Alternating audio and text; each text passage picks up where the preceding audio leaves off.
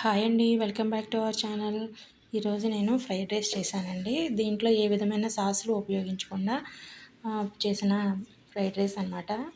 ఇది చాలా easy, taste కూడా చాలా బాగుంటుంది.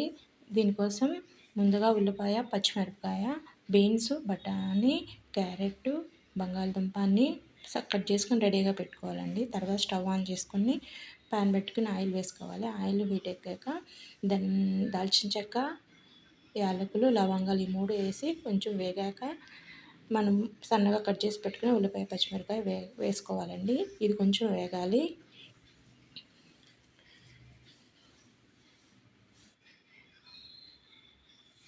ఇది స్ట్రీట్ స్టైల్ కాకుండా ఇది హోమ్మేడ్గా చేసుకుందనమాట. ఇలా చేసుకుంటే మనకి కడుపులో ఏ విధమైన ప్రాబ్లం ఏమి రాకుండా బాగుంటుంది. చాలా బాగుంటుంది. ఒకసారి ట్రై చేయండి. దీంట్లో కొంచెం అల్లం వెల్లుల్లి పేస్ట్ వేసుకోవాలండి. ఇది ఆయిల్లో కలిసిపోయాక మనం ముందుగానే కట్ చేసుకుని కూరగాయ ముక్కలు కూడా వేసుకోవాలి.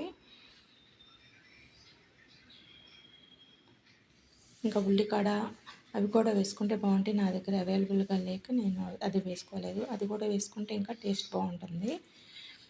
తర్వాత పుదీనా కూడా వేసుకున్నానండి.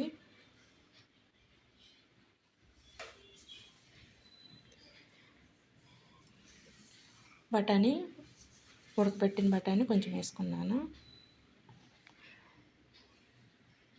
ఇలా అన్నీ కలిపేసుకొని ఇవి కూరగాయ ముక్కలు మగ్గటానికి కొంచెం ఉప్పు వేసుకోవాలి. ఉప్పు వేస్తే మనకి ముక్కలు త్వరగా మగ్గిపోతాయి.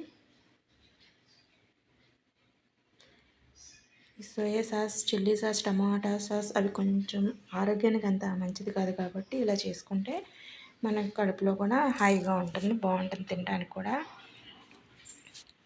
మసాలాలు కూడా ఎక్కువేమి వేయలేదు కదా, చాలా లైట్గానే ఉంటుంది. కావాలంటే దీంట్లో గ్రేవీ కర్రీ చేసుకోవచ్చు, లేకపోతే రైతాతో తినచ్చు, ఉట్టిగా అయినా బాగుంటుంది. నేనైతే మష్రూమ్ కర్రీ చేశాను దీంట్లోకి. ఇలాగ ముక్కలన్నీ వేగాక ముందుగా ఉడకబెట్టేసుకున్న రైస్ వేసుకోవాలండి. ఇలా రైస్ వేసేసి ఒకసారి కలిపేసుకుని ఈ రైస్కి సరిపడా ఉప్పు వేసుకోవాలి. ఉప్పు కొంచెం గరం మసాలా వేసుకుంటే బాగుంటుందన్నమాట టేస్ట్. ఇవి కూడా వేసేసి ఒకసారి కలిపెట్టేసుకోవాలి. మొత్తం కొంచెం రైస్ కూడా కొంచెం ఫ్రై అయితే బాగుంటుందన్నమాట.